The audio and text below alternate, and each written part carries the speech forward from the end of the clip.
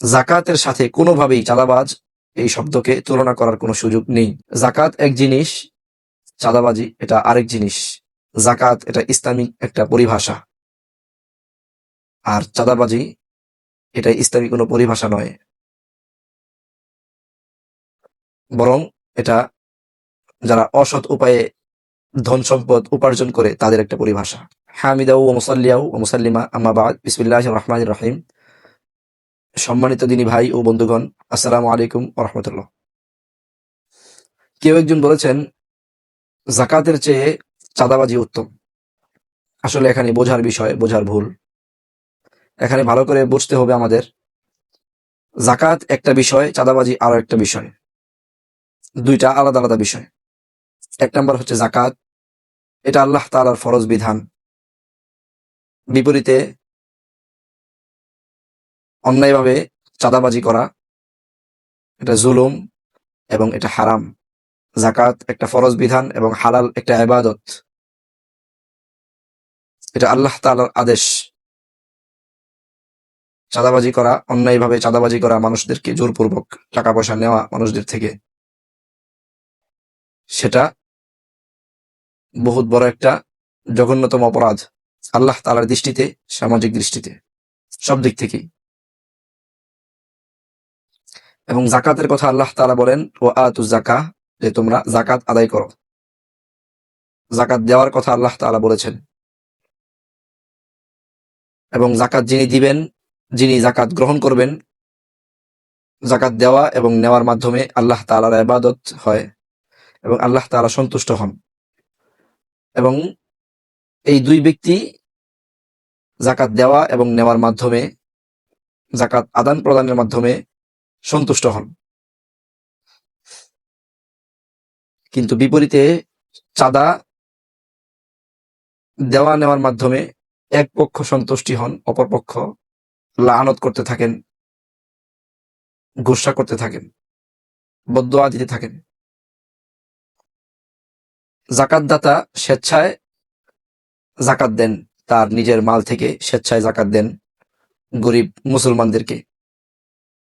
বিপরীতে চাঁদাবাজি, যিনি চাঁদা গ্রহণ করেন, জোরপূর্বক চাঁদা গ্রহণ করেন এবং অন্যায়ভাবে চাঁদা গ্রহণ করেন,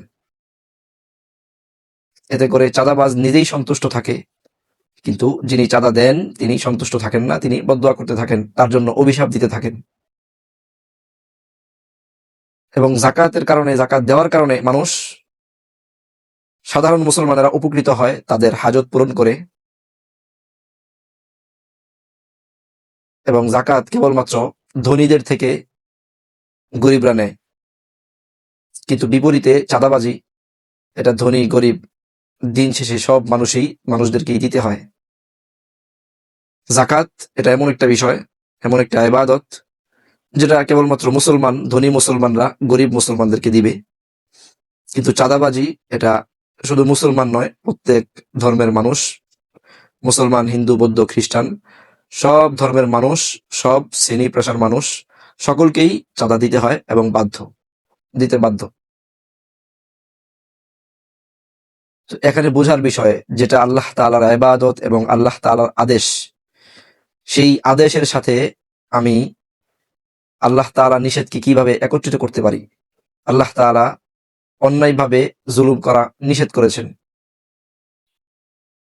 এবং যে ব্যক্তি অন্যায়ভাবে জুলুম করবে,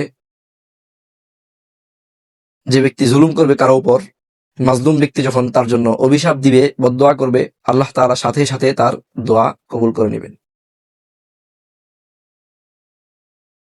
এজন্য ভালো করে আমাদের বিষয়টা বুঝতে হবে, জাকাত এক জিনিস, চাঁদাবাজি এটা আরেক জিনিস।